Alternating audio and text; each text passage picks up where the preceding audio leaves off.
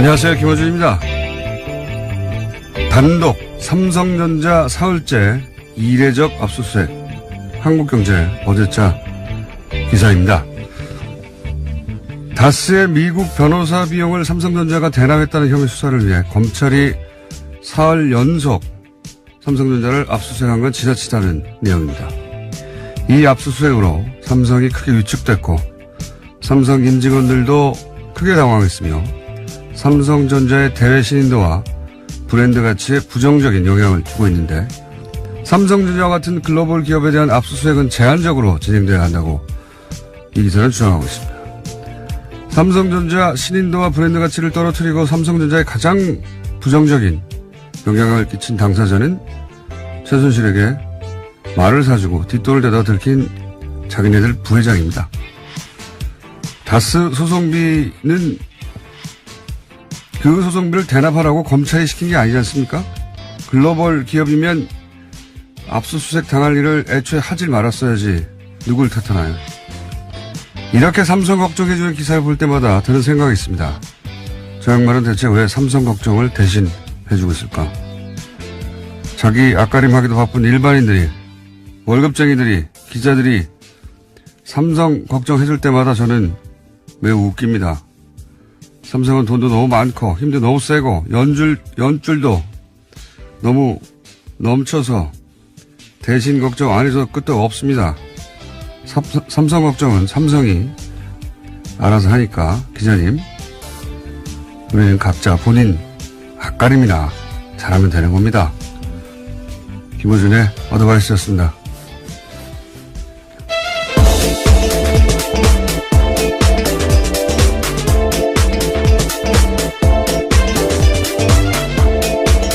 시사인의 김은지입니다. 삼성 걱정을 이렇게 많이 하나 모르겠어요, 저는. 예, 한국경제뿐만이 아니라 수많은 언론들이 하고 있습니다. 그 기사 쓰는 분들, 예.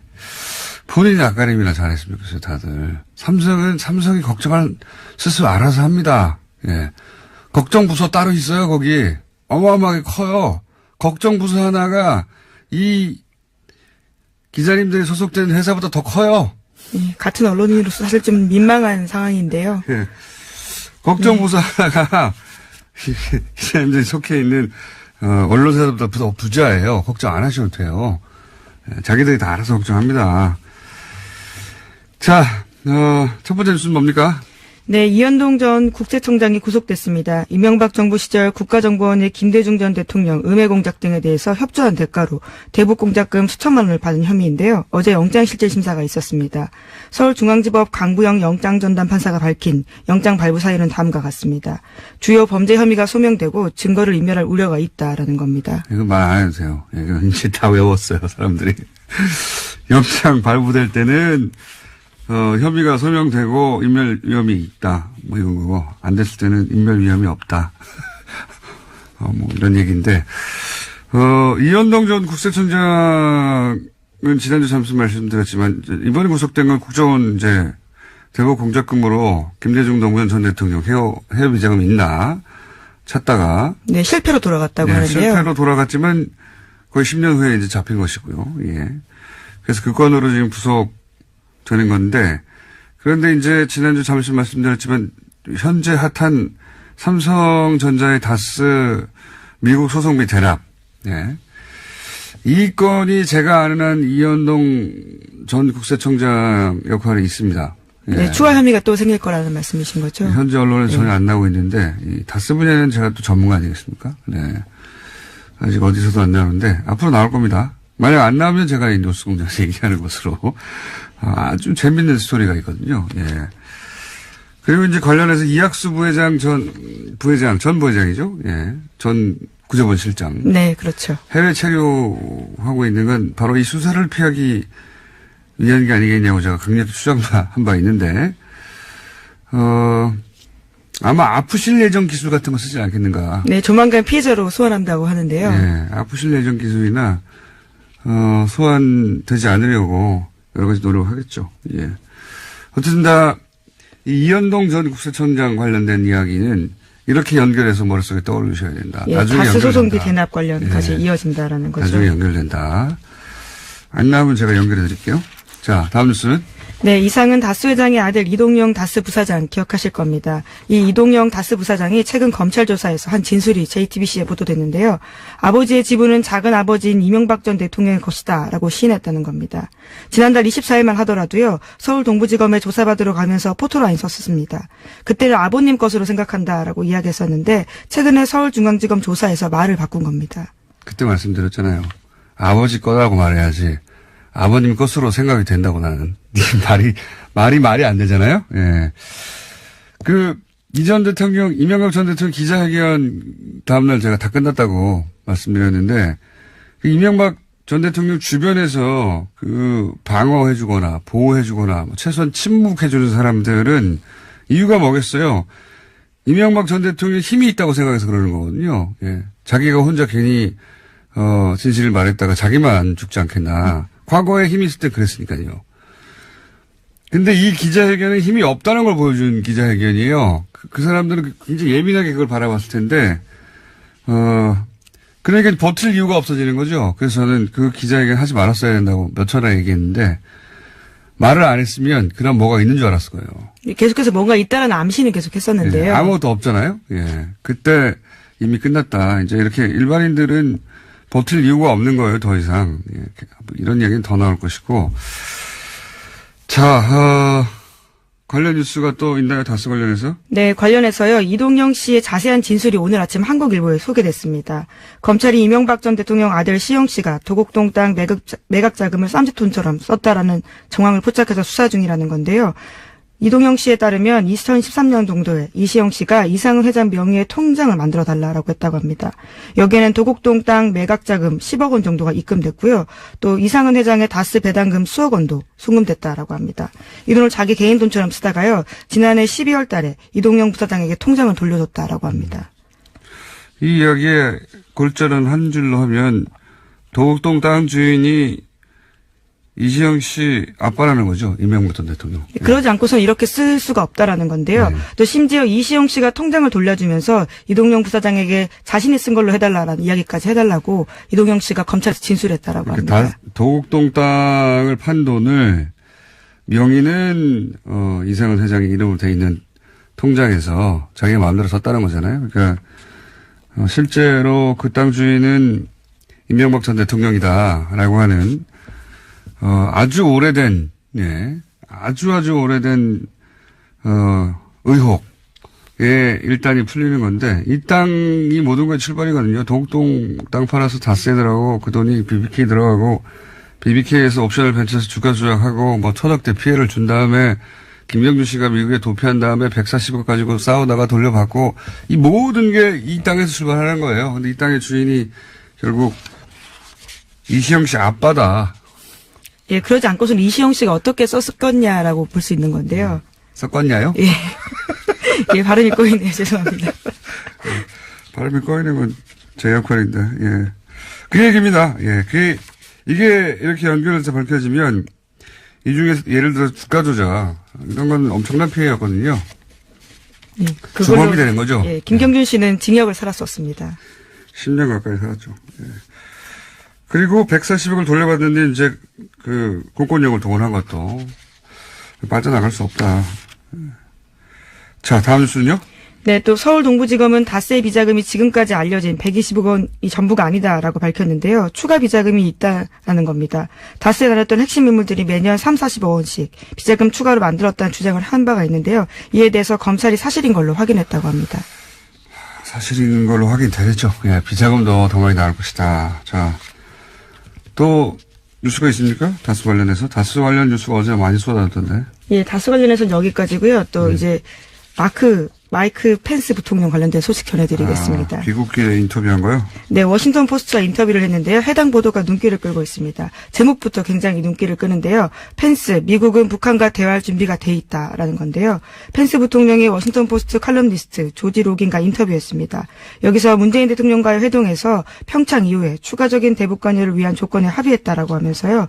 북한이 대화를 원한다면 우리는 대화를 할 것이다라고 이야기했습니다. 펜스 부통령의 발언은 별로 주목할 필요가 없어요.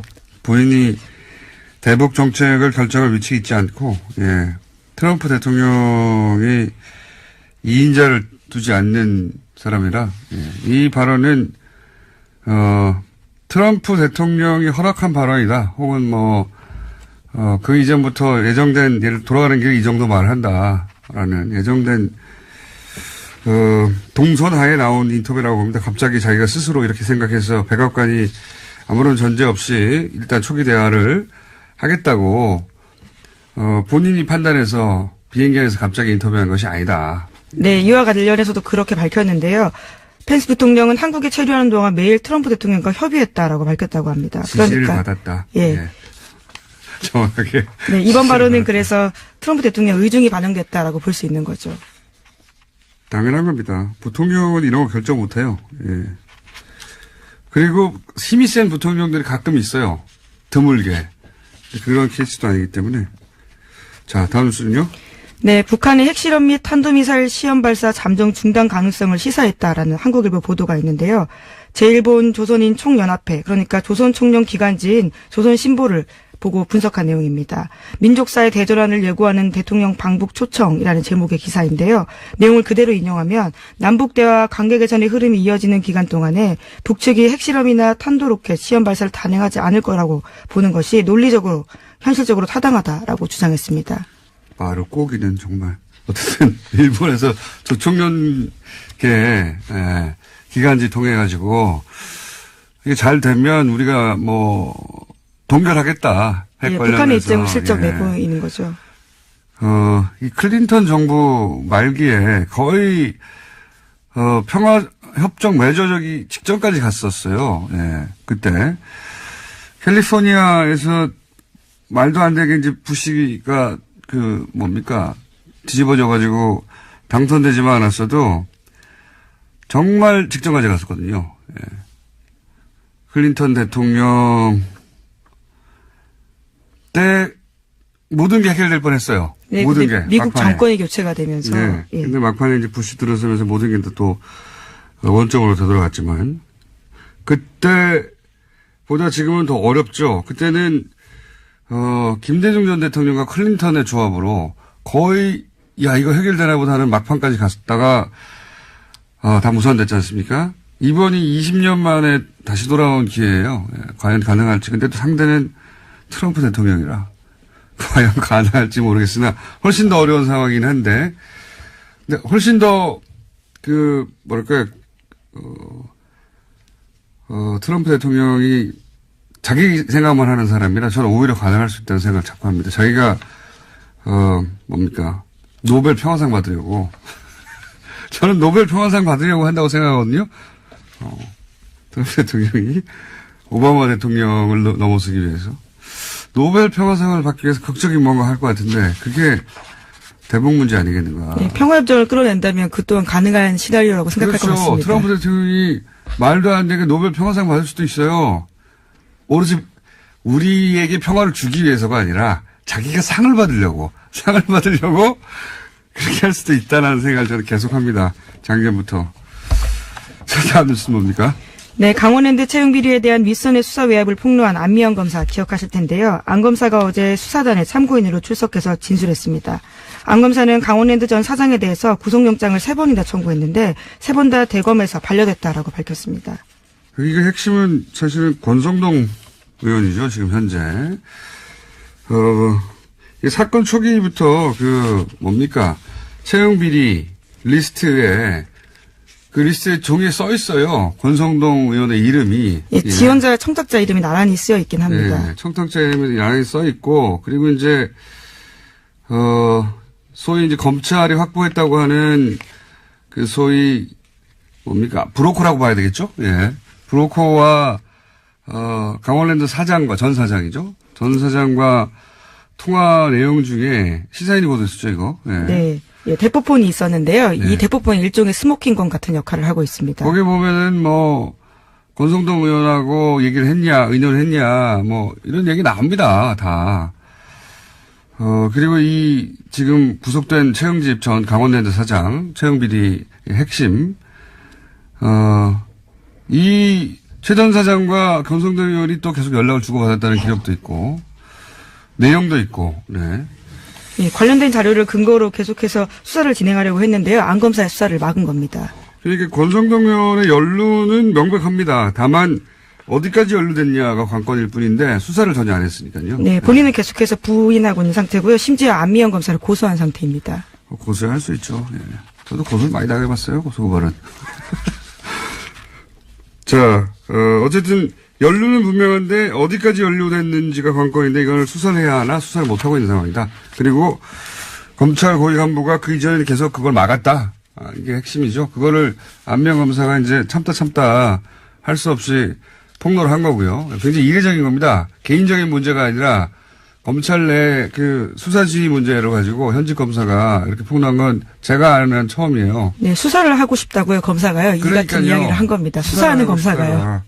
이런 건 처음이에요. 예를 들어서 뭐 서 검사, 이문정 검사 같은 케이스하고 또 다른 문제입니다. 이거는 검찰 지휘 체계, 검찰 동일체라고 하는 사실 그게 뭐 올바른 건 아닌 것 같은데 그 원칙을 처음으로 공개적으로 깬 용기로 따지면 대단한 용기의 인터뷰거든요. 예. 안 검사 아무런 불이익 당하지 않고 이 수사가 제대로 돼야 되는데요. 자, 시간이 다 됐어요. 네. 조금 남았는데 옆에 어떤 분이 이미 들어 앉아 계세요. 네. 그래서 오늘 여기까지 해야 될 것 같습니다. 뉴스가 있긴 있었네요. 이건희 차명 계좌 과징금 부과해야 된다. 법제처가 어제 법령 해석을 내려가지고요. 네, 그걸 이제 해설할 분이 여기 나와 계십니다. 여기까지 하겠습니다. 시사인의 김은지였습니다. 감사합니다. 자, 바로 연결하겠습니다. 옆에 이미 앉아 계시기 때문에. 법제처에서 이 과징금 부과 처분을 내려서 이 건 관련해서는 거의 여기까지 단독 드리블로 밀고 왔다라고 말해도 좋을 박용진 의원 또 나오셨습니다. 안녕하십니까. 안녕하세요. 더불어민주당 박용진입니다. 전화로 하려고 했는데 짧아서 나오셨어요. 네, 굳이 나왔습니다, 제가. 본인이 한 건이기 때문에. 일단 법제처 결정부터 알려주십시오. 어떻게 결정했는지. 전에 말씀드린 것처럼 금융실명법에는요, 93년 8월 12일 이전에 개설된 금융실명법이 금융실명제도가 공포되기 전에 개설된 계좌에 대해서는 원금의 50%를 다 과징금으로 징수하도록 되어 있습니다. 그러니까 숨겨놨던 돈은 절반은 내놓으라는 거예요. 그렇습니다. 그래서 4조 5천억 원에 달하는 이건희 차명계좌와 관련해서 처음에는 20개인 줄 알았더니 나중에 저희가 몰고 몰아봤더니 27개로 확인된 이건희 차명계좌 중 93년 8월 12일 이전 개설 계좌에 대한 과징금을 매겨야 된다. 이게 이제 더불어민주당의 주장이었고요. 금융행정혁신위원회, 다시 말해서 금융권의 적폐를 확인하고 해결하기 위해서 만들어 놓은 위원회에서도 과징금 매기는 게 당연하다. 그랬는데 우리의 금융위원회가 못하겠다. 왜 그러냐 하고 덤볐죠. 금융위도 안 한다고 그러고 국세청도 미제문이었고 그러고. 예. 그래서 결국은 못하는 줄 알았는데 이걸 법제처로 넘겼어요. 해석을. 법제처가 이호 여사에 대한 해석을 내렸고 방금 우리 김 기자님께서 말씀하신 것처럼 과징금 부과는 너무 당연하다. 그거는 뭐 일반인의 상식이에요. 맞습니다. 너무 상식적인 거를 지금 십몇 년 동안 못하고 있었던 거죠. 십몇 년이 뭡니까? 지금 몇 년 됐어요, 지금. 이게 2008년에 알려진 거니까 지금 10년. 네, 알려진 이후로도 10년. 그리고 금융실명법이 도입된 지는 24년, 25년이 되어가고 있습니다. 삼성의 힘이 이렇게 센 거예요. 그리고 제가 지난 10월 16일 날 이 문제를 우리 국정감사에서 제기한 뒤로부터는 지금까지 똑같이 버티고 왔으니까요. 엄청난 삼성 감사기와 시간 끌기의 결과가 지금 이렇습니다. 그러니까 이게 법에 그렇게 써 있거든요. 법에 그렇게 써 있고요. 너무나 당연한 법이 일인데. 20몇 년 전에 만들어져서 그렇게 써 있어요. 그렇게 하라고 과징금 내라고 써 있는 숨긴 돈 절반 내라 써놨거든요. 안 내놔요 그냥.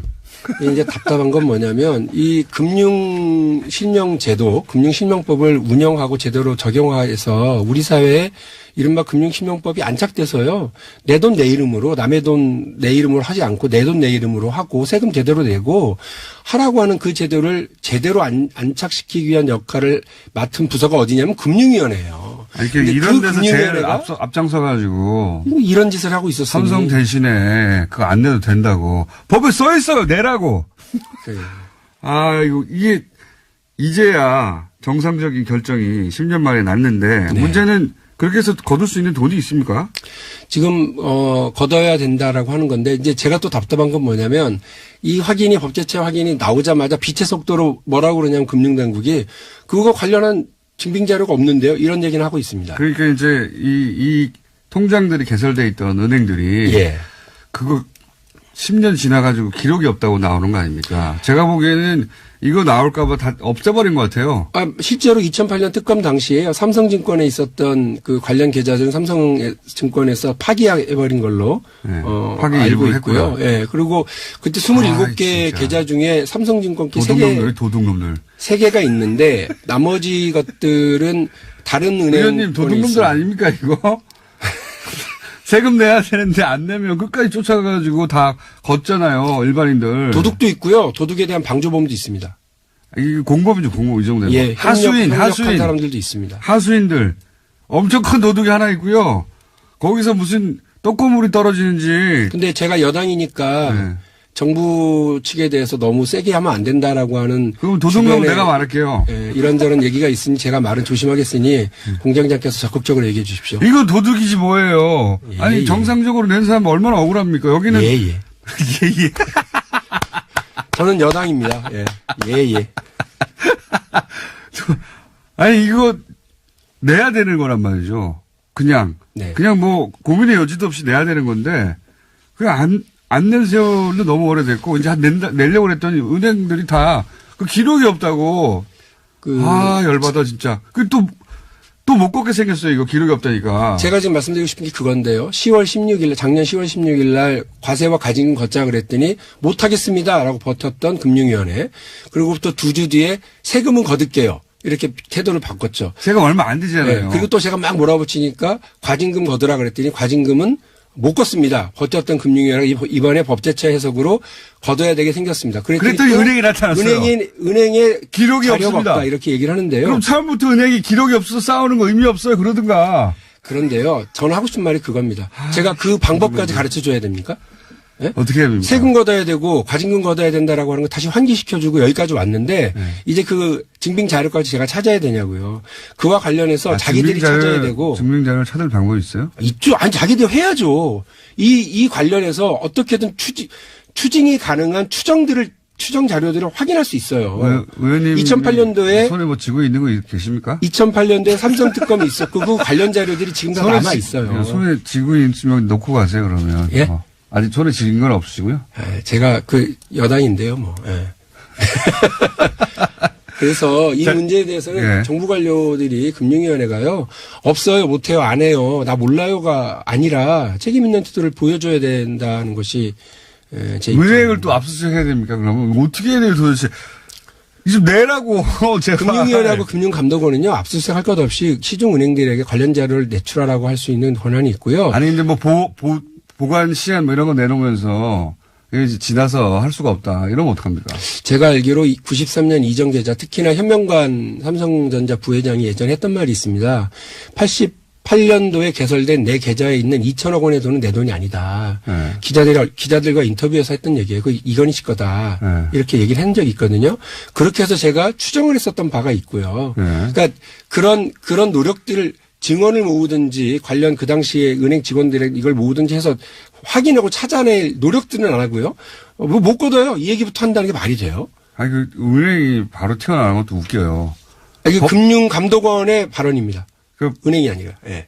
금융감독원은 예. 은행한테 들었겠죠. 당연히. 제가 볼 때는 확인을 얼마나 했었는지도 모르겠고요. 네. 예, 이와 관련해서 좀 책임 있게 했으면. 싹 정리해보자면 예. 93년 법이 바뀌면서 그때까지 숨겨놨던 돈이 있잖아요. 다른 사람 이름으로. 복잡하게 생각할 거 없습니다. 숨겨놨던 돈이에요. 그 돈에 한 4조 정도 되는데 그 과징금이 그때 당시 법률로도 지금도 마찬가지고요.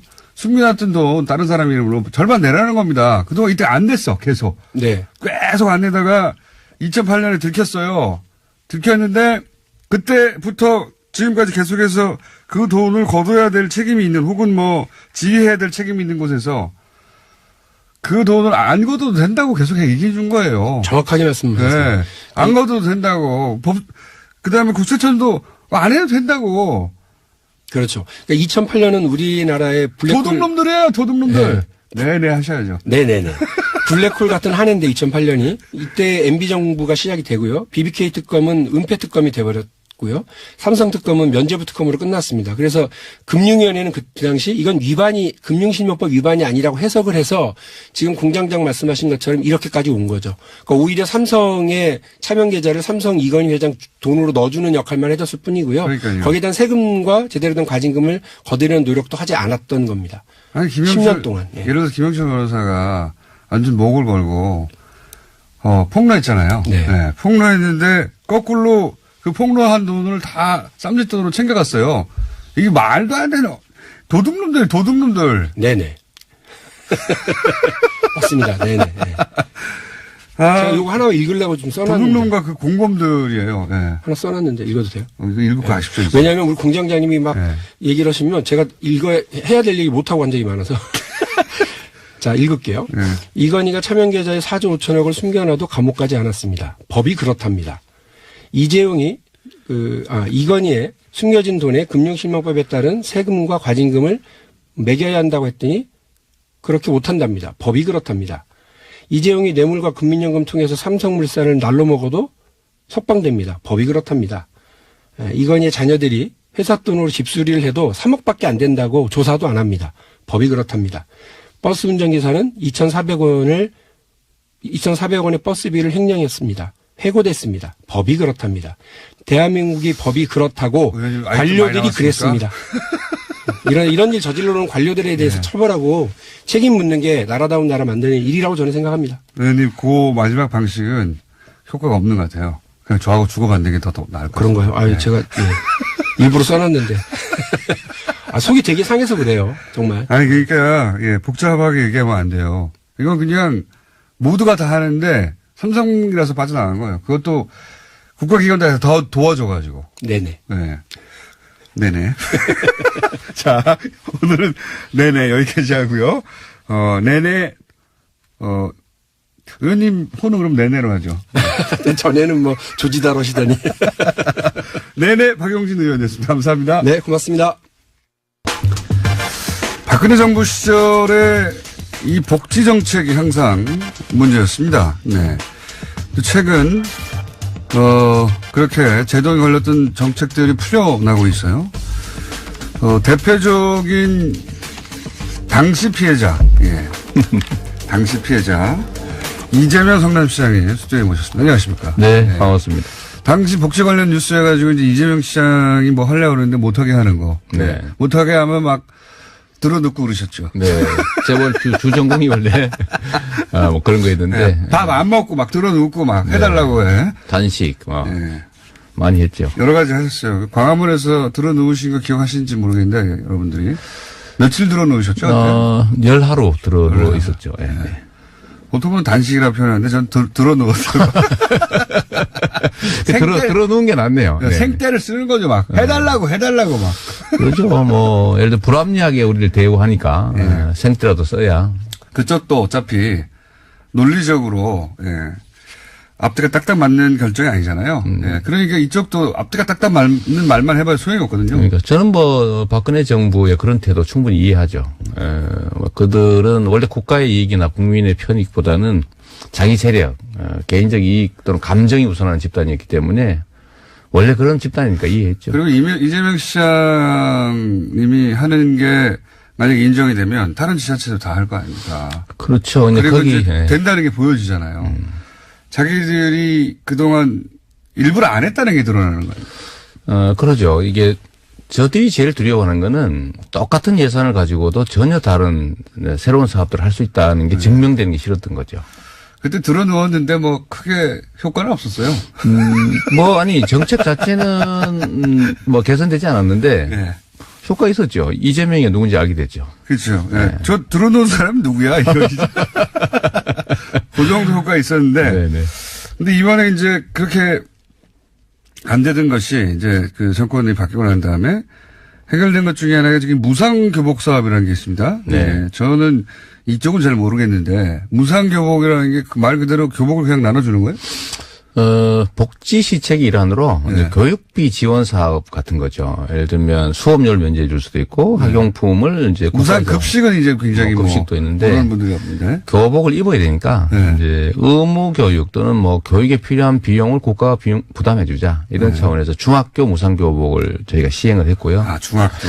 그 다음 단계는 이제 고등학교를 확대하는 중인데, 박근혜 정부는 중학생이고 고등학생이고 무조건 다 막았던 거고, 그 성남시의 자유한국당 측은 중학생 교복은 동의를 했는데, 고등학생 교복은 1년 내내 계속 막고 있는 상태죠. 근데 그 마지막 반대 이유가 정부에서 동의하지 않았다. 아, 였었는데. 네, 근데 지금은 이제 동의는 아니고 정확하게 얘기하면 이제 수용. 우리는 반대 아니다. 뭐 이런. 이건 지자체가 결정할 일이다. 그렇죠. 예. 네. 뭐 그렇게 된 건데 저희가 다시 임시에 소집해서 요구해 볼 생각인데요. 이제 결론은 봐야 되겠습니다. 걸림돌 없어진 거 아닙니까, 사실상. 정부가 그런 것도 아니고. 그런데 시의회는 달라요. 그러니까 매번 다르니까 이유가. 그때. 예, 그때 다르기 때문에 이번에도 답을 안 하고 있다고 그래요. 언론들이 물으니까. 근데 이제 반대했던 논리는 뭐였습니까? 뭐 처음에는 돈이 없다. 뭐 또 그 다음에는 성남시는 돈이 있잖아요. 있어요. 우리는 예산을 다 마련해 놨는데 네. 지금도 한 300억 이상 또 남아 있거든요. 저금하고 있는 상태입니다. 근데 그게 이유가 안 되니까 그 다음에는 가난한 사람만 줘라. 그래서 가난한 사람 이미 주고 있다.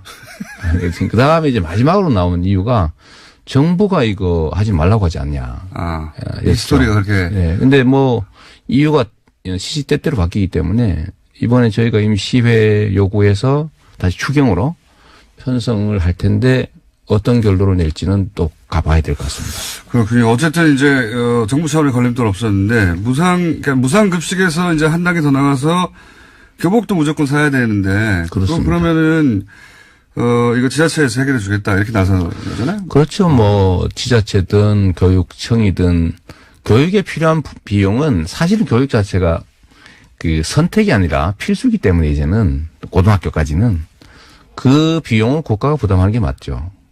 그리고 거기 좀 더하면 네. 지금 이번 문재인 정부의 국정 그 계획 중에 고교 무상 교육이 들어가 있습니다. 아, 고교 무상교육도 들어가 있어요? 이미 들어가 있습니다. 예, 들어가 있고요. 또 하나 더 말씀을 드리면 일부에서 그런 얘기예요. 아, 교복을 없애버리지 그러냐. 이런 네. 반론이 꽤 있습니다. 네, 그렇죠. 근데 그럴 수도 있죠.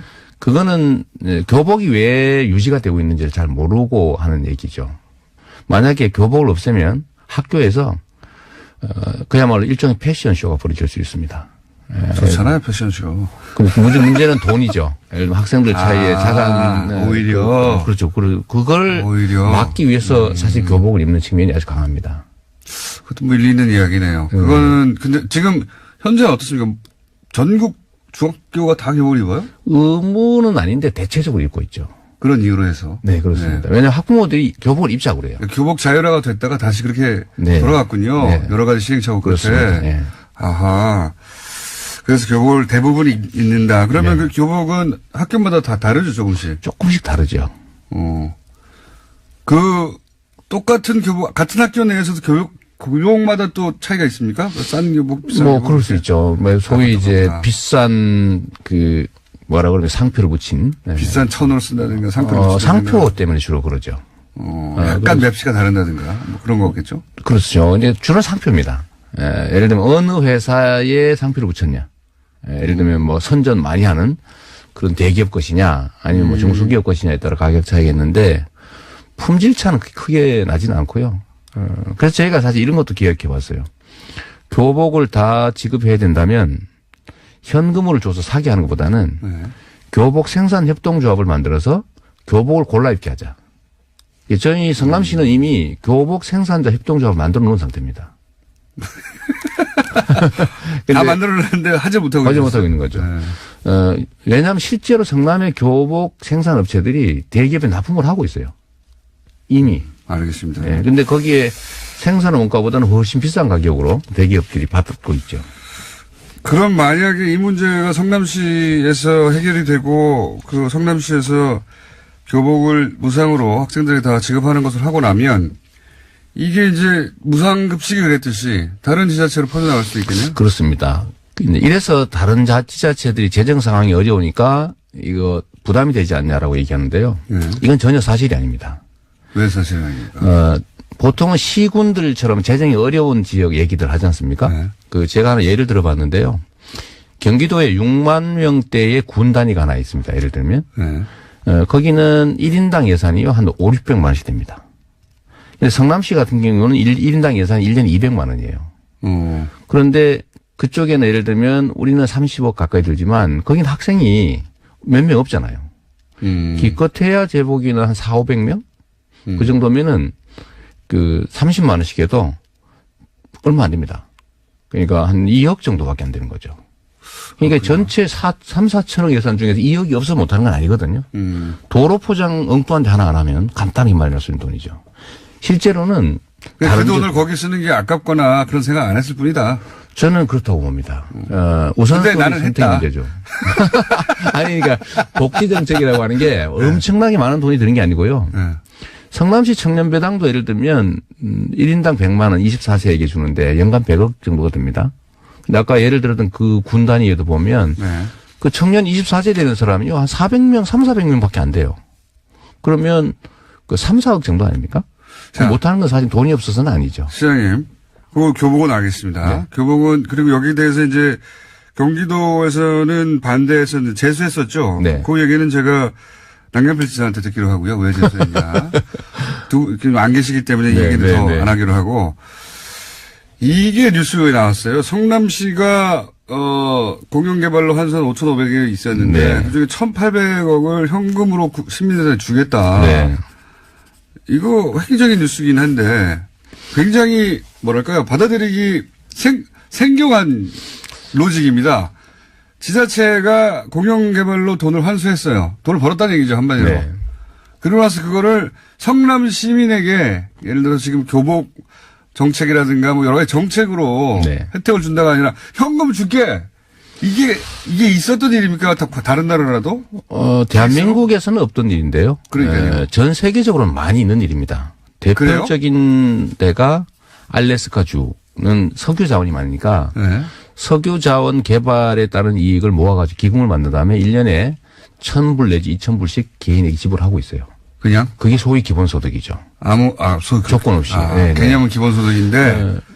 그러니까 그러니까 부동산의 가치가 올라가는 건 누구가 노력해서가 아니라 네. 그냥 시가 예를 들면 이 지역을 개발 지역으로 지정하는 것 자체로 땅값이 몇 배씩 폭등한단 말이에요. 네. 그 개발 이익을 누가 갖느냐? 지금까지는 다 업자가 가져갔죠. 예. 정치인들이 거기 끼고 부정부패가 됐는데 이 5,503억 원 정확하게 그때 당시에 새누리당 현직 국회의원, 그 현직 국회의원의 친동생 이런 사람들이 뇌물 받고 압력화하고 뭐 이렇게 해가지고 LH가 하고 있던 걸 뺏어서 민간이 하기로 했던 거예요. 그 제가 재수없게 당선되는 바람에 그들 입장에서는 이걸 제가 다 시로 환수했죠. 근데 이 그래서 돈을 남겼어요. 5,500원 남았는데 이 금액의 규모가 어느 정도냐면 성남시의 3년치 가용 예산입니다. 많이 남았네요. 그렇습니다. 엄청난 돈이 남은 건데. 누군가 먹을 돈을 시가 빼준 거죠. 시가 가져온 거잖아요. 완전히 전쟁이었습니다. 이거를 시가 공영 개발한다니까 당연히 자유한국당, 새누리당 엄청나게 반대했죠. 관련 업자들도 엄청나게 싸우고. 반대했고. 그게 말할 것도 없고요. 음해 말할 것도 없는데 이 중에 3분의 2. 이거는 예를 들면 본시가지에 공원을 사서 만들고 있어요. 그 도심에 엄청 비싼 땅 사가지고. 그것도 하고 터널도 만들고 기반시설을 만들고 1,800억 정도는 원래 이제 저희가 보통 그런 데 쓰고 뭐 빚 갚고 그러는 거 아닙니까 원래. 빚은 이미 다 갚았으니까 갚을 때 더 없고요. 없어요. 잘난 척 하실 만하네. 잘난 만하죠. 뭐 저희 현금을 한 5,200억 정도 갚았으니까 똑같은 예산 가지고요. 근데 이미 3분의 2 정도는 성남시는 빚이 하나도 없습니까? 없어요. 9억 남았어요. 9억. 근데 그건 정부에서 원래 대신 갚는 거여서 우리 빚이 아니고요. 근데 5,500억 중에서 3분의 2는 이미 그런데 썼는데. 그래도 남았어요? 그리고 1,822억이 나왔어요. 이거 어디다 쓸까 고민하다가 성남 시민한테 돌려주자 이렇게 생각하신 거예요? 처음에는 임대아파트 지으려고 생각해 봤죠. 근데 이거는 1,200세대 정도 혜택을 보는 건데 저는 그런 생각을 하는 겁니다. 자날자떡이라고 이 정치 잘하면 자다가도 날바닥 떡이 떨어질 수도 있고 잘못하면 날벼락 맞을 수도 있다. 이거를 우리가 사실은 좀 체감할 필요가 있거든요. 그러면 이거를 가구당입니까? 아니면은 1인당? 1인당 얼마? 기본소득 개념이니까요. 100만 명쯤 되니까 네. 18만 원 정도고. 이거 성인에게만 줍니까? 아니. 미성인, 왜냐하면 이게 이념이 뭐냐면요. 시민들이 맡긴 주권을 행사해서 생긴 일종의 불로소득이기 때문에 성인만 가질 이유는 없죠. 왜냐하면 성남의 주인은 성남 시민이니까. 그러면 예를 들어서 일주일 전에 이사 왔어요. 그러면. 그거는 제한을 좀 하죠. 그건 제한을 해가지고. 용역 중인데. 네. 예를 들면 뭐 1년 이상 또 3년 이상 거주 이런 건 해야죠. 네. 왜냐면 이거 보고 이사 오지는 않겠지만. 네. 그럼 대략 얼마 정도 들어갑니까? 대개 한 20만 원 정도. 1인당? 가구당 한 뭐 60에서 한 70만 원 정도 되지 않을까 싶어요. 뭐 가구수에 따라가겠지만. 예. 4인 가구면 80만 원, 5인 가구면 100만 원이네요? 네. 근데 제가 이 얘기를 하고 싶은 거는. 이거. 처음 해보니까. 여러 가지. 이상하죠. 예. 왜 돈을 주고 그래, 이런. 근데 이거 당연한 거예요. 왜냐하면 세금이라고 하는 건 써 없애는 것이긴 한데 이건 세금이 아니거든요. 세금이 아니고 시민들이 맡긴 권한을 행사해서 생긴 세금 외의 수익이란 말이에요. 네. 예, 그걸 예를 들면 장기 투자에 있을 수도 있지만 이건 일회성 수입이라서 일종의 정책을 만들기는 어려워요. 왜냐하면 다음에 이런 소득이 생긴다는 보장이 없으니까요. 그런데 이걸 저금해놓고 이자 따먹을 수는 없잖아요. 그럴 수도 있죠. 아니, 그 예산에 올리자 그러면 안 되는 거예요. 그래요? 네. 그러면 예를 들어서 필요한 사업들을 다 했는데 남았어요. 그러면 이걸 저축하고 이자를 따먹는 것도 안 됩니까? 그거는 세입 세출 균형의 원칙에 어긋나요. 왜냐하면 세대별로 올해 세금을 낸 사람이 올해 혜택을 봐야 되고. 이런 아이디어 한번 모집해 보시죠. 그러니까 이게 확정된 사안이 아니면 물론이죠. 1,800억으로 성남시가 할 수 있는 아이디어로 공모해 보시죠. 성남 시민들부터. 지금 현재 그걸 하고 있는 상태죠. 예를 들면 시장의 현재 안은 배당이에요. 저는 그게 옳다고 보고 그 배당도 지역 화폐로 주면 지역 경제가 살 거다. 저희는 지역 화폐를 하고 있으니까요. 이 시장이 아닌데 뭐 이걸 그 전문가는 용역도 들 거고 시민사회에 던졌으니까 여기 반대 의견들도 나오죠. 반대 의견 결국 최종 결론은 다음 시장쯤에서 최종 결론 내게 될 겁니다. 아, 그렇구나. 시장님으로 있으신 동안 이 돈을 다 돌려줄 수는 없는 거고요. 왜냐하면 올 연말이 돼야 비로소 현재 들어오게 되는데 지금부터 준비를 해야 됩니다. 그때는 백수일 수도 있잖아요. 그렇죠. 저는 뭐 백수 아까네 내가 넘어갔네요. 그때는 백수일 수도 있죠. 네, 그렇죠. 성남시장이 아닐 가능성이 매우 높죠. 네. 그래서 그 돈에 대해서 관여할 수가 없게 될 수가 있네요. 전혀. 그렇죠. 네, 그래도 예를 들면 제가 그냥 들어놓을 수는 있죠. 그거 내가 하라고 했는데 안 한다고. 시민의 한 사람으로서. 3년을 임기 남긴 상태인 시장이나 3개월을 남긴 사람이나 3일을 남긴 사람이나 시장인 건 똑같아요. 현재 해야 될 일은 해야 되는 거죠. 저는 이걸 제가 강제할 수는 없어요. 의회도 동의해야 되고 시민들도 공감해야 되고 그래서 의견들이 좋은 게 많으면 바꿀 수도 있는 거죠. 이거는 제가 보기엔 이렇게 되든 안 되든 이런 아이디어를 던졌다는 자체가 제가 보기에는 거의 들어눕는 수준의 발상의 전환이라고 봅니다. 예. 대한민국의 가장 심각한 문제는 엄청난 불평등과 격차고요. 이 불평등과 격차 중에서 가장 심각한 원인은 지대입니다. 소위 불로소득이죠. 부동산 불로소득을 환수해야 됩니다. 자, 시장님 시간 다 됐어요, 이제. 벌써요? 제가 아침 5시 반에 일어나가지고 왔는데 벌써 이렇게 끝냈어요. 이재명 시장이었습니다. 네, 기간지 통해가지고 이게 잘 되면 우리가 뭐 동결하겠다. 핵 관련해서. 북한의 입장을 슬쩍 내고 있는 거죠. 이 클린턴 정부 말기에 거의 평화 협정 맺어지기 직전까지 갔었어요. 예, 그때 캘리포니아에서 말도 안 되게 이제 부시가 뒤집어져 가지고 당선되지만 않았어도 정말 직전까지 갔었거든요. 예. 클린턴 대통령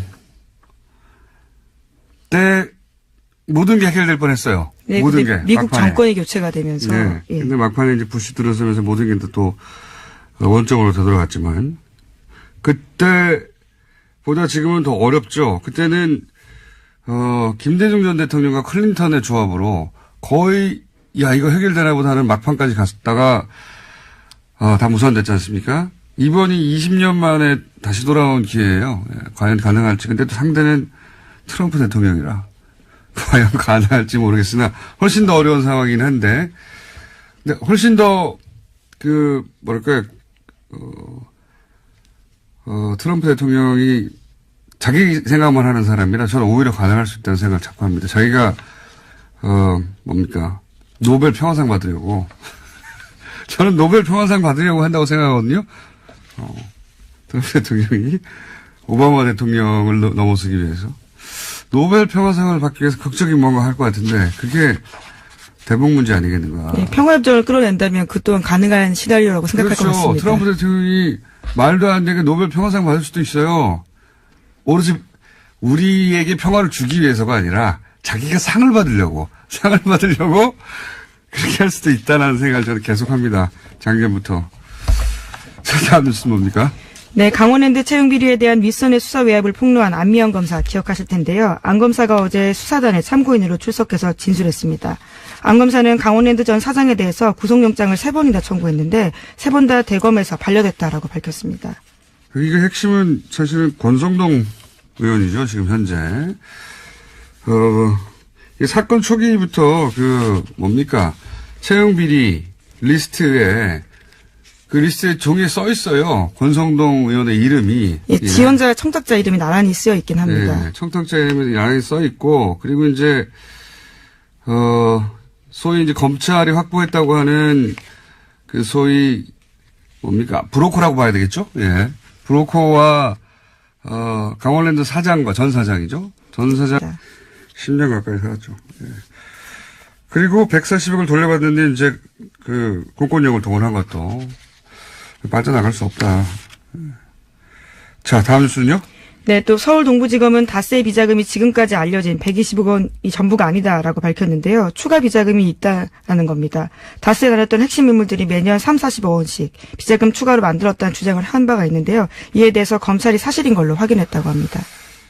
사실인 걸로 확인되겠죠. 예, 비자금도 더 많이 나올 것이다. 자, 또 뉴스가 있습니까? 다스 관련해서? 다스 관련 뉴스가 어제 많이 쏟아졌던데. 예, 다스 관련해서는 여기까지고요. 또 이제 마이크 펜스 부통령 관련된 소식 전해드리겠습니다. 귀국길에 인터뷰한 거요? 네, 워싱턴 포스트와 인터뷰를 했는데요. 해당 보도가 눈길을 끌고 있습니다. 제목부터 굉장히 눈길을 끄는데요. 펜스, 미국은 북한과 대화할 준비가 돼 있다라는 건데요. 펜스 부통령이 워싱턴 포스트 칼럼니스트 조지 로긴과 인터뷰했습니다. 여기서 문재인 대통령과의 회동에서 평창 이후에 추가적인 대북 관여를 위한 조건에 합의했다라고 하면서요. 북한이 대화를 원한다면 우리는 대화를 할 것이다라고 이야기했습니다. 펜스 부통령의 발언은 별로 주목할 필요가 없어요. 부인이 대북 정책을 결정할 위치에 있지 않고, 예. 트럼프 대통령이 2인자를 두지 않는 사람이라, 예. 이 발언은, 트럼프 대통령이 허락한 발언이다. 혹은 그 이전부터 예정된, 돌아가는 길에 이 정도 말을 한다. 라는 예정된, 동선하에 나온 인터뷰라고 봅니다. 갑자기 자기가 스스로 이렇게 생각해서 백악관이 아무런 전제 없이 일단 초기 대화를 하겠다고, 본인이 판단해서 비행기 안에서 갑자기 인터뷰한 것이 아니다. 네, 이와 관련해서도 그렇게 밝혔는데요. 펜스 부통령은 한국에 체류하는 동안 매일 트럼프 대통령과 협의했다라고 밝혔다고 합니다. 지시를 받았다. 예. 예. 정확하게. 네, 이번 발언은 그래서 트럼프 대통령 의중이 반영됐다라고 볼 수 있는 거죠. 당연한 겁니다. 부통령은 이런 거 결정 못해요. 예. 그리고 힘이 센 부통령들이 가끔 있어요. 드물게. 그런 케이스도 아니기 때문에. 자, 다음 뉴스는요? 네, 북한의 핵실험 및 탄도미사일 시험 발사 잠정 중단 가능성을 시사했다라는 한국일보 보도가 있는데요. 제1본 조선인 총연합회, 그러니까 조선총련 기간지인 조선신보를 보고 분석한 내용입니다. 민족사의 대전환을 예고하는 대통령 방북 초청이라는 제목의 기사인데요. 내용을 그대로 인용하면 남북대화 관계 개선의 흐름이 이어지는 기간 동안에 북측이 핵실험이나 탄도로켓 시험 발사를 단행하지 않을 거라고 보는 것이 논리적으로 현실적으로 타당하다라고 주장했습니다. 말을 꼬기는 정말. 어쨌든 일본에서 조총련계 이명박 정부 시절 국가정보원의 김대중 전 대통령 음해 공작 등에 대해서 협조한 대가로 대북 공작금 수천만 원을 받은 혐의인데요. 어제 영장실질심사가 있었습니다. 서울중앙지법 강부영 영장전담 판사가 밝힌 영장 발부 사유는 다음과 같습니다. 주요 범죄 혐의가 소명되고 증거를 인멸할 우려가 있다라는 겁니다. 이거 말 안 해도 돼요. 이거 이제 다 외웠어요, 사람들이. 영장 발부될 때는 혐의가 소명되고 인멸 위험이 있다. 뭐 이런 거고 안 됐을 때는 인멸 위험이 없다. 뭐 이런 얘기인데 이현동 전 국세청장은 지난주 잠시 말씀드렸지만 이번에 구속된 건 국정원 이제 대북 공작금으로 김대중 노무현 전 대통령 해외 비자금 있나 찾다가 네, 실패로 돌아갔다고 하는데요. 실패로 돌아갔지만 거의 10년 후에 이제 잡힌 것이고요. 예. 그래서 그 건으로 지금 구속되는 건데 그런데 이제 지난주 잠시 말씀드렸지만 현재 핫한 삼성전자의 다스 미국 소송비 대납. 예. 이 건이 제가 아는 한 이현동 전 국세청장 역할이 있습니다. 예. 네, 추가 혐의가 또 생길 거라는 말씀이신 거죠? 현재 언론에 전혀 안 나오고 있는데 이 다스 분야는 제가 또 전문가 아니겠습니까? 네. 아직 어디서도 안 나오는데 앞으로 나올 겁니다. 만약 안 나오면 제가 이 뉴스공장에서 얘기하는 것으로 아주 재밌는 스토리가 있거든요. 예. 그리고 이제 관련해서 이학수 전 부회장이죠. 예. 전 구조본 실장. 네, 그렇죠. 해외 체류하고 있는 건 바로 이 수사를 피하기 위한 게 아니겠냐고 제가 강력히 추정한 바 있는데, 아마 아프실 예정 기술 같은 거 쓰지 않겠는가. 네, 조만간 피해자로 소환한다고 하는데요. 예. 아프실 예정 기술이나, 소환되지 않으려고 여러 가지 노력하겠죠. 예. 어쨌든 이 이현동 전 국세청장 관련된 이야기는 이렇게 연결해서 머릿속에 떠올리셔야 된다. 예, 나중에 다스 소송비 연결된다. 대납 관련까지 예. 이어진다라는 거죠. 나중에 연결된다. 안 나오면 제가 연결해 드릴게요. 자, 다음 뉴스는? 네, 이상은 다스 회장의 아들 이동영 다스 부사장 기억하실 겁니다. 이 이동영 다스 부사장이 최근 검찰 조사에서 한 진술이 JTBC에 보도됐는데요. 아버지의 지분은 작은 아버지인 이명박 전 대통령의 것이다 라고 시인했다는 겁니다. 지난달 24일만 하더라도요. 서울 동부지검에 조사받으러 가면서 포토라인 썼습니다. 그때는 아버님 것으로 생각한다라고 이야기했었는데 최근에 서울중앙지검 조사에서 말을 바꾼 겁니다. 그때 말씀드렸잖아요. 아버지 거라고 말해야지. 아버님 것으로 생각이 된다고 나는. 말이 안 되잖아요? 예. 이명박 전 대통령 기자회견 다음날 제가 다 끝났다고 말씀드렸는데, 이명박 전 대통령 주변에서 안녕하세요. 김어준입니다. 단독 삼성전자 사흘째 이례적 압수수색. 한국경제 어제자 기사입니다. 다스의 미국 변호사 비용을 삼성전자가 대납했다는 혐의 수사를 위해 검찰이 사흘 연속 삼성전자를 압수수색한 건 지나치다는 내용입니다. 이 압수수색으로 삼성이 크게 위축됐고 삼성 임직원들도 크게 당황했으며 삼성전자의 대외 신인도와 브랜드 가치에 부정적인 영향을 주고 있는데 삼성전자와 같은 글로벌 기업에 대한 압수수색은 제한적으로 진행돼야 한다고 이 기사는 주장하고 있습니다. 삼성전자 신인도와 브랜드 가치를 떨어뜨리고 삼성전자에 가장 부정적인 영향을 끼친 당사자는 최순실에게 말을 사주고 뒷돈을 대다 들킨 자기네들 부회장입니다. 다스 소송비는 그 소송비를 대납하라고 검찰이 시킨 게 아니지 않습니까? 글로벌 기업이면 압수수색 당할 일을 애초에 하질 말았어야지 누굴 탓하나요? 이렇게 삼성 걱정해주는 기사를 볼 때마다 드는 생각이 있습니다. 저 양반은 대체 왜 삼성 걱정을 대신 해주고 있을까?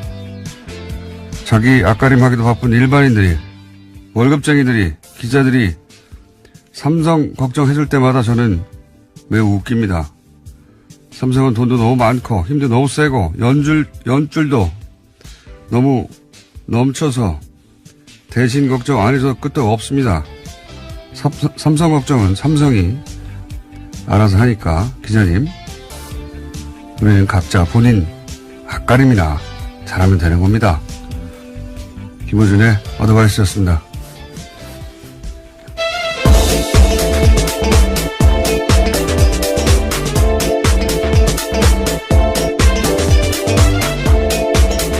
시사인의 김은지입니다.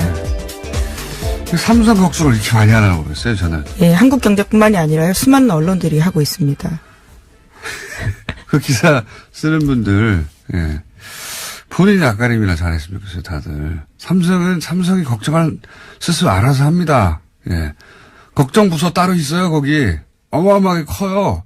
걱정부서 하나가 이 기자님들이 소속된 회사보다 더 커요. 예, 같은 언론인으로서 사실 좀 민망한 상황인데요. 예. 걱정부서 하나가 기자님들이 속해 있는 언론사보다 더 부자예요. 걱정 안 하셔도 돼요. 예, 자기들이 다 알아서 걱정합니다. 자, 첫 번째 뉴스는 뭡니까? 네, 이현동 전 국세청장이 구속됐습니다. 해주거나 보호해주거나 최소한 침묵해주는 사람들은 이유가 뭐겠어요? 이명박 전 대통령이 힘이 있다고 생각해서 그러는 거거든요. 예. 자기가 혼자 괜히 진실을 말했다가 자기만 죽지 않겠나. 과거에 힘이 있을 때 그랬으니까요. 근데 이 기자회견은 힘이 없다는 걸 보여준 기자회견이에요. 그 사람들은 굉장히 예민하게 그걸 바라봤을 텐데 그러니까 버틸 이유가 없어지는 거죠. 그래서 저는 그 기자회견 하지 말았어야 된다고 몇 차례 얘기했는데 말을 안 했으면 그럼 뭐가 있는 줄 알았을 거예요. 계속해서 뭔가 있다라는 암시는 계속 했었는데요. 예, 아무것도 없잖아요. 예. 그때 이미 끝났다. 이제 이렇게 일반인들은 버틸 이유가 없는 거예요. 더 이상. 예, 이런 얘기는 더 나올 것이고. 자, 관련 뉴스가 또 있나요? 다스 관련해서? 네, 관련해서요. 이동영 씨의 자세한 진술이 오늘 아침 한국일보에 소개됐습니다. 검찰이 이명박 전 대통령 아들 시영 씨가 도곡동 땅 매각 자금을 쌈짓돈처럼 썼다라는 정황을 포착해서 수사 중이라는 건데요. 이동영 씨에 따르면 2013년 정도에 이시영 씨가 이상은 회장 명의의 통장을 만들어 달라고 했다고 합니다. 여기에는 도곡동 땅 매각 자금 10억 원 정도가 입금됐고요. 또 이상은 회장의 다스 배당금 수억 원도 송금됐다라고 합니다. 이 돈을 자기 개인 돈처럼 쓰다가요. 지난해 12월 달에 이동영 부사장에게 통장을 돌려줬다라고 합니다. 이 이야기의 골자는 한 줄로 하면 도곡동 땅 주인이 이시영 씨 아빠라는 거죠. 이명박 전 대통령. 그러지 않고선 이렇게 쓸 수가 없다라는 건데요. 네. 또 심지어 이시영 씨가 통장을 돌려주면서 이동영 부사장에게 자신이 쓴 걸로 해달라는 이야기까지 해달라고 이동영 씨가 검찰에서 진술했다라고 합니다. 도곡동 땅을 판 돈을 명의는 이상은 회장의 이름으로 돼 있는 통장에서 자기가 마음대로 썼다는 거잖아요. 그러니까 실제로 그 땅 주인은 이명박 전 대통령이다라고 하는 아주 오래된, 예, 아주 오래된, 의혹에 일단이 풀리는 건데, 이 땅이 모든 거에 출발이거든요. 도곡동 땅 팔아서 다스에 들어가고, 그 돈이 BBK 들어가고, BBK에서 옵션을 벤쳐서 주가 조작하고, 뭐, 천억대 피해를 준 다음에, 김정준 씨가 미국에 도피한 다음에 140억 가지고 싸우다가 돌려받고, 이 모든 게 이 땅에서 출발하는 거예요. 근데 이 땅의 주인이 결국 이시영 씨 아빠다. 예, 그러지 않고선 이시영 씨가 어떻게 썼겠냐라고 볼 수 있는 건데요. 섞었냐요? 예. 예, 발음이 꼬이네요. 죄송합니다. 발음이 꼬이는 건 제 역할인데, 예. 그 얘기입니다. 예. 이게 이렇게 연결해서 밝혀지면, 이 중에서 예를 들어 주가조작, 이런 건 엄청난 피해였거든요. 예, 주범이 되는 거죠. 예, 김경준 씨는 징역을 살았었습니다.